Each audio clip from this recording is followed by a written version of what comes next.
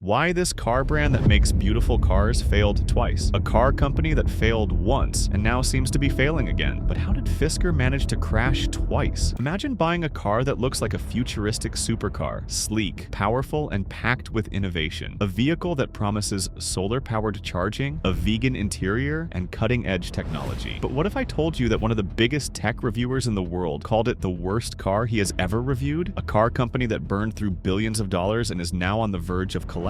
And for the second time in its history, it might not survive. This is the story of Fisker, the car company that looked like the future but drove straight into disaster. And if you think this time will be different, think again. The rise, how Fisker was supposed to beat Tesla. The year is 2008. Electric cars are still rare, and Tesla is just starting out. But then comes Henrik Fisker, the legendary designer behind the BMW Z8 and the Aston Martin DB9. His vision is to create a luxury hybrid that will change the industry. He introduces the Fisker Karma, a futuristic plug-in hybrid with a solar panel roof and a design that stands out from anything else on the market. Hollywood celebrities rush to buy it. Leonardo DiCaprio, Justin Bieber, Al Gore. The hype is real. Fisker has the design, the investors, the vision, but behind the scenes, things are already going wrong. The first collapse, 2013's billion-dollar disaster. The warning signs were everywhere. The Karma's battery supplier, A123 Systems, went bankrupt. The car had serious reliability issues, glitches, breakdowns, fires, then disaster. Hurricane Sandy destroyed 300 Fisker Karmas, causing a $30 million loss. And the biggest blow, the US government pulled Fisker's $529 million loan. With no funding left and no way to keep the company afloat, Fisker was finished. In 2013, Fisker filed for bankruptcy. The company was sold to a Chinese firm, and just like that, it was over. Or at least, that's what everyone thought. The comeback.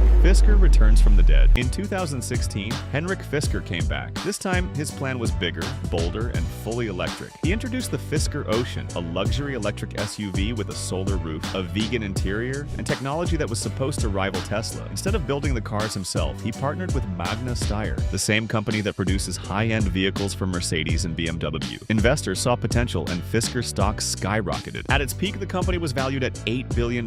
This time, it seemed like Fisker had learned from his mistakes, but it was too good to be true. The second collapse, Marcus Brownlee destroys Fisker. Then came the turning point. One of the biggest tech reviewers in the world, Marcus Brownlee, reviewed the Fisker Ocean, and his verdict was brutal. This is the worst car I have ever reviewed. The touchscreen barely worked. The software was glitchy and unreliable. Basic features like the door handles failed to function properly. Customers reported charging issues, delivery nightmares, and endless bugs. The impact was immediate. Fisker's stock price crashed. Investors lost confidence. Customers started canceling orders, and suddenly Fisker was in trouble. Again. Deja vu. It is happening again. Fisker is struggling to fix its software problems. Customers are losing trust, and investors are walking away. The company has burned through billions of dollars and is now desperate for a buyout. Recently, Nissan has been rumored to take over Fisker, but if that deal falls through, Fisker is done. For good. Final warning. Is this the end for Fisker? If you think history won't repeat itself, just look at what happened last time. 2 failures, 2 bankruptcies, and now 1 final chance. Can Fisker survive, or is this the end for good? Let me know what you think in the comments. And don't forget to subscribe for more insane car industry stories, because sometimes even the most beautiful cars are doomed to fail.